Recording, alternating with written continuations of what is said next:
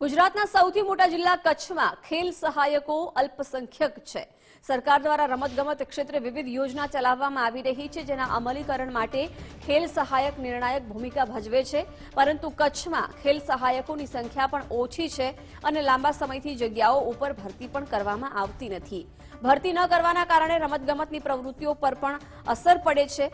કચ્છની 5000થી વધુ શાળાઓમાં વ્યાયામ શિક્ષકો પૂરા 1000 પણ નથી। વ્યાયામ શિક્ષકોની ભરતી થાય તે માટે ગાંધીનગરમાં આંદોલન કરી રહ્યા છે।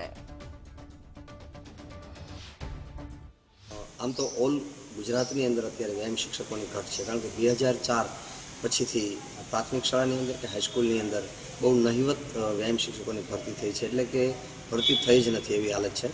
કચ્છની અંદર અંદાજિત લગભગ 1600 જેટલી પ્રાથમિક શાળાઓ છે, 188 જેટલી લગભગ સરકારી માધ્યમિક અને ઉચ્ચતર માધ્યમિક શાળાઓ અને 300 થી 350 છે એ સેલ્ફ ફાઇનાન્સ અને ગ્રાન્ટેડ, કુલ મળીને લગભગ 2200 જેટલી શાળાઓ, આ એક અંદાજિત ફિગર છે, એટલી શાળાઓ છે।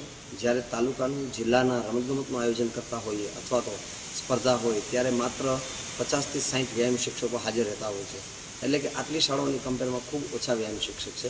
વ્યાયામ શિક્ષકોની ઘટની હું આપને વાત કરું તો ગુજરાતની અંદર લગભગ 70% સ્કૂલોમાં, ગ્રાન્ટેડ સ્કૂલોમાં ક્યાંય વ્યાયામ શિક્ષક નથી।